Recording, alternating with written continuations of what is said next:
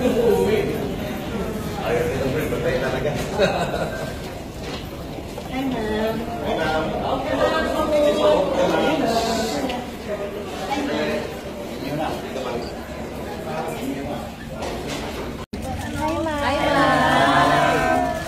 Hi, ma'am. Few questions, ma'am. Just a few questions. Sige. Wala bang MC sa inyo? Normal lang tayo. Kamusta yung visit with Senator Trillanes? Well, it went well.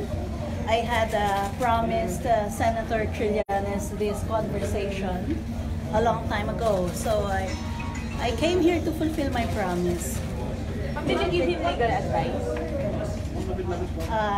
The conversation between the two of us, I hope we keep it confidential. So it's better that way.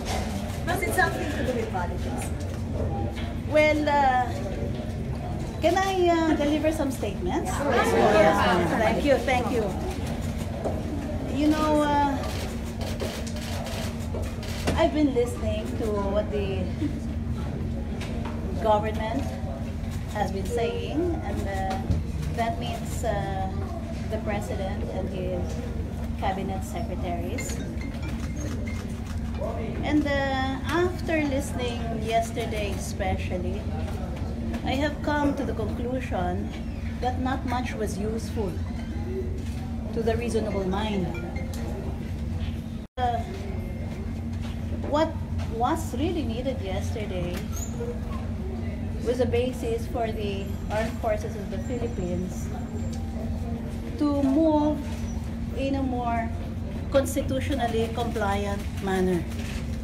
Instead of helping them, yesterday's statements from the forces of the Philippines must remember to look beyond the term of this president. Remember that the Constitution is its North Star, that they are, by the terms of the Constitution, the protector of the people, and that they will brook nothing that is violative of that Constitution or the applicable laws of the Philippines. Instead of the Philippine National Police coming to fetch and arrest him, in recognition of the fact that he is a duly elected senator occupying a high-level position. It was a gracious gesture on Secretary Anyo's part, and I am encouraged by the fact that he remembers quite vividly the Constitution and that it is the long-term interests of the Filipino people that we must also. A similar assurance should also ensue from the armed forces of the Philippines. They must remember that the financial benefit that Secretary Roque was touting as the reason that the soldiers should obey President Duterte, even though that order is questionable, the financial benefit that Secretary Roque was emphasizing indicates two things. First, in Secretary Roque's mind, the AFP is swayed by material self-interest and not genuine service to the Filipino people. That's very, very disturbing. And second, when President Duterte said, o kung may maiibigay sa inyo si Trillanes, doon na kayo. He is basically saying that those benefits come from him. No, Mr. President. Those allowances and salary increases come not from you. They do not come from any politician. They come from hard-earned taxpayers' money. And I have noticed that the President has a tendency to use the possessive pronoun my to describe the military, the police.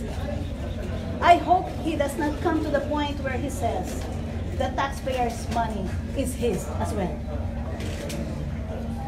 The idea that we should all propound and emphasize to the AFP is that the people are looking up now to the AFP. Does the AFP remember its allegiance and its oath to the Filipino people? Years ago, a large group of our people were so encouraged by the transformation roadmap of the AFP. At last, there was soul searching, and the AFP was categorically laying down the principle that never again will they violate the Constitution, never again will they allow themselves to be instruments of oppression, instruments of politicians. They will be on the side of the people.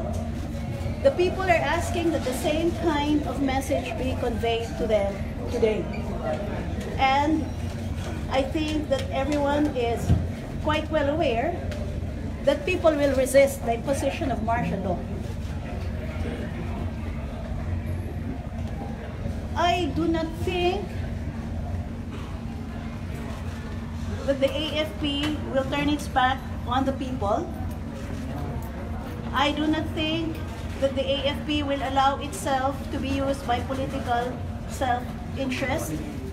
The AFP knows that it is not the tool of politicians. The AFP, I believe, will look beyond the term of any president to look at the long-term welfare, not just of the individual soldier on the field, but of every Filipino. Every one of us looks forward to the time when we can hold our heads up high again and say that we have the best professional military in the world, that they have thrown their lot to the people.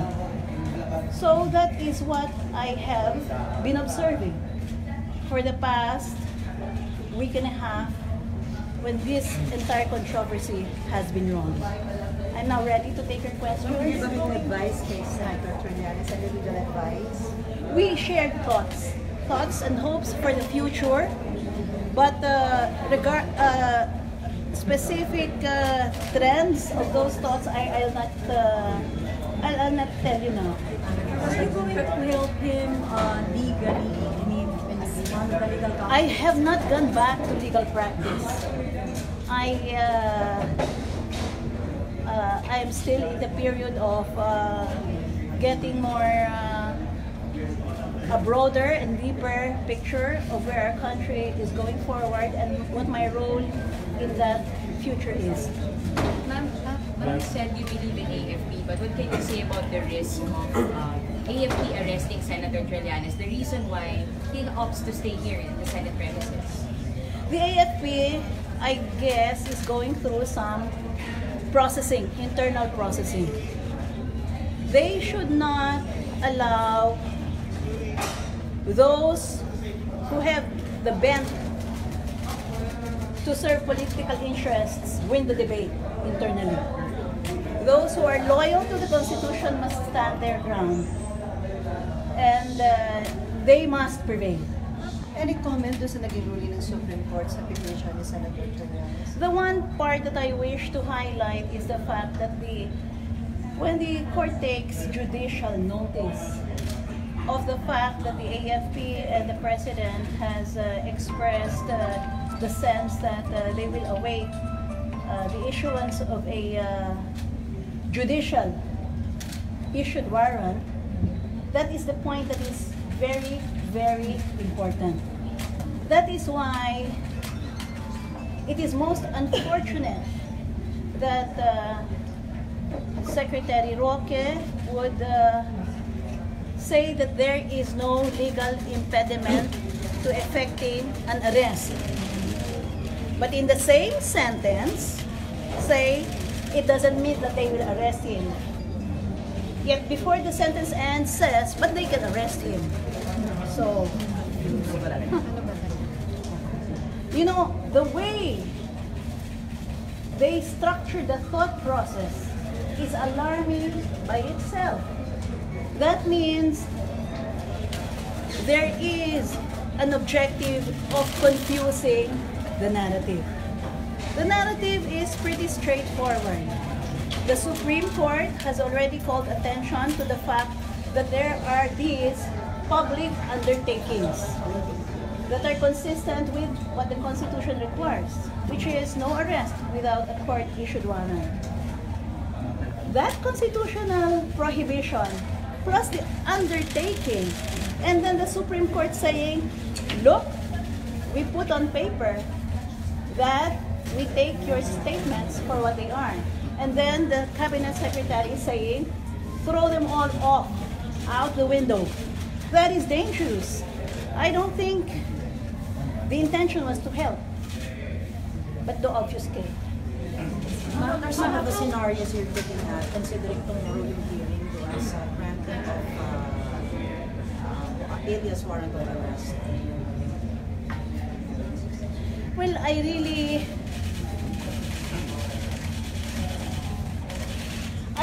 don't know what facts they will lay down before the RTC, other than the revocation order and the certification. But that certification by itself is so easily debunkable by all the testimonies of the officials who were involved in the processing of the amnesty application. So it will be very ridiculous. Maybe the DOJ prosecutor will pull in the theory that we heard yesterday, where an amnesty order, specifically each and every one, has to be signed by the President himself. I think everyone who understands the nature of amnesties, who understands administrative law, knows that this is pure hogwash. But what's your take on this contentious issue about double jeopardy? Will it attach in the event that new charges will be filed against Senator Trillanes?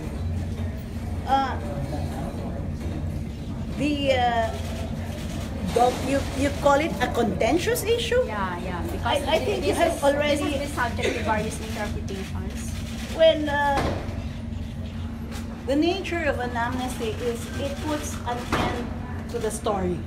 In other words, when the President and much of the security officials were in Israel, when this was started by the publication of the Amnesty Proclamation, I kept counsel, kept quiet, because I thought that the AFP being there and apparently being surprised, it said, by the proclamation, needed time to recalibrate its position and understand what is happening.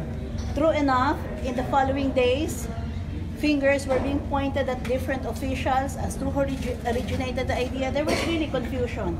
And so they had to take a time to breathe in and assess the situation.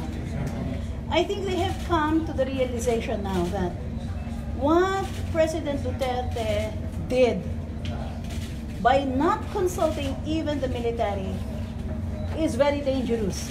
In other words, kumbaga, pinahamak ni President Duterte ang AFP. Paano?